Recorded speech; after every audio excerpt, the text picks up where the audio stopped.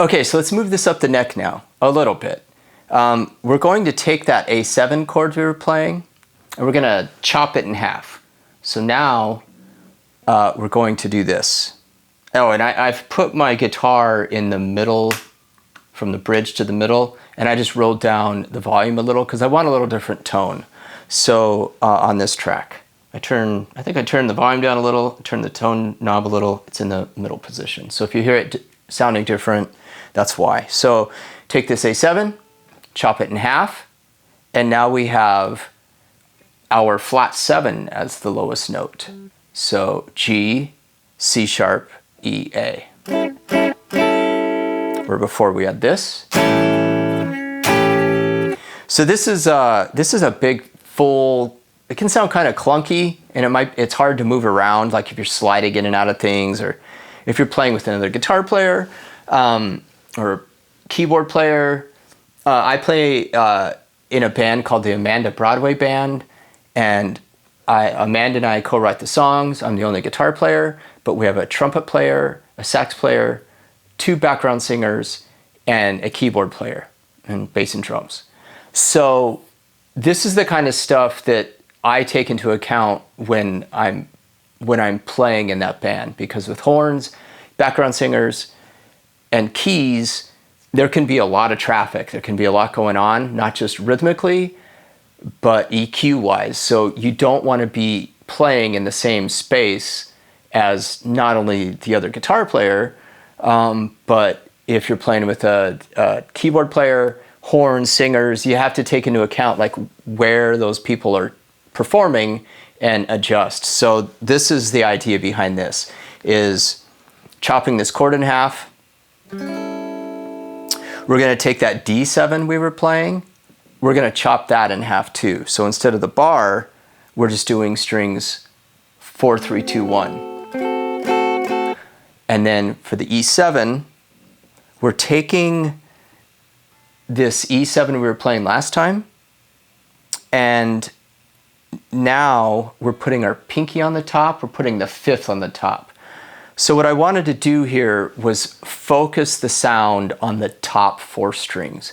This is a smart way to arrange your parts and a smart way to play, because you get continuity of sound, tone, and you get these inner voicings that really work well together. So check it out. This C sharp is going to go down to a C. Right? And then that E went up to an F sharp. And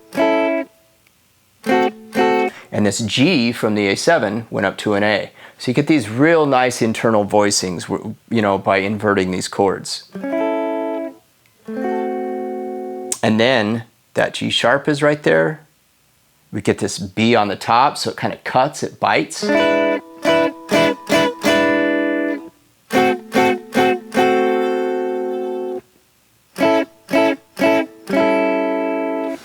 And also because of this voicing, I thought this would be a good time to try sliding in and out of chords.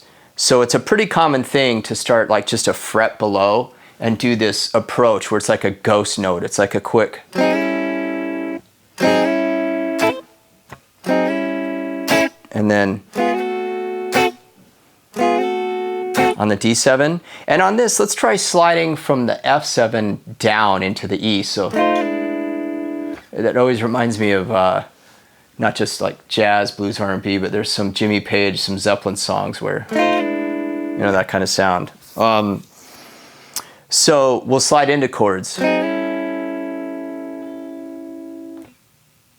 And we'll slide down to this E7, okay? Maybe not every time. And then we'll try to honor that turnaround lick, or not, if you don't want to. If you want to just plow through it or just hit that E, that's fine. So let's jump into the track. Just try, you know, practice a little bit sliding in and out of these chords, because it's not an easy thing, especially for beginners, because they're just trying to hold the chords and they're trying to get them to ring and they're trying to bar. Even this half bar, that's tough, but the same rules apply. Elbow in, good spacing, thumb is in a good place. Like, it's all the same stuff that we talked about on the bar chord. It comes into play here. So the tricky thing about this, when beginners are trying to learn how to play more rhythmically or to get these bars down, it requires a lot of hand strength. So they're kind of just like death gripping just to get those suckers to ring. This is the part where hopefully you've built up enough hand strength, enough endurance that you're getting them to ring, and now you actually can back off. You don't have to squeeze so hard, because if you're squeezing super hard and then you try to slide, you're going to be taking the guitar out of tune because you're going to be squeezing, changing the intonation, and you're going to have to plow through those frets. You want to just like not squeeze so hard, just get the notes to ring, that's it.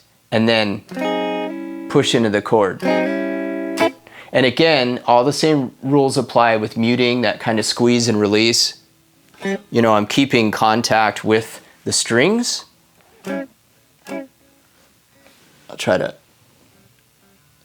so I'll play release, I'll slide into a chord, I might let it ring, and then I might back off. And then I'm going to still be doing that. I might do some muting.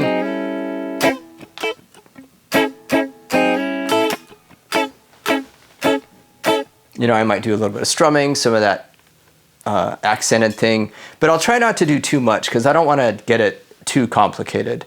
So those are our chords. Here's our D7, and then our E7.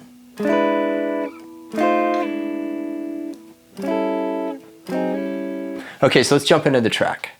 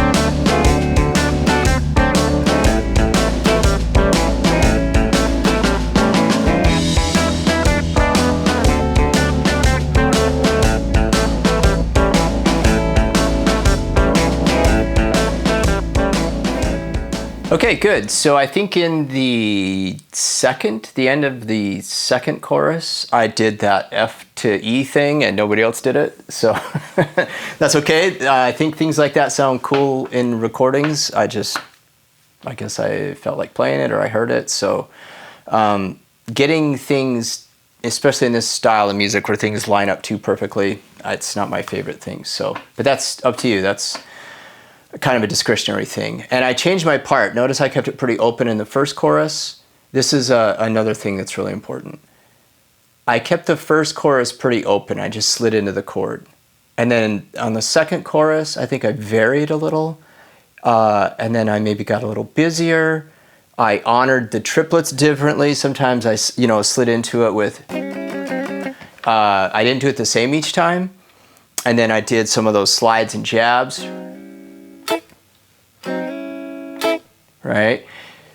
Because you don't want each section to be exactly the same. You want your part to help the track build, to help it go somewhere. And we're just playing to a backing track here, so their part is static. But when you're playing with other people, the piano player might make a move, or the other guitar player. So the drummer might, do something. You want to respond to what's going on and not just kind of play the same part all the time, unless you're doing that very first part we did, where you're just playing that riff that repeats all the time. So let's take a look at variation 4.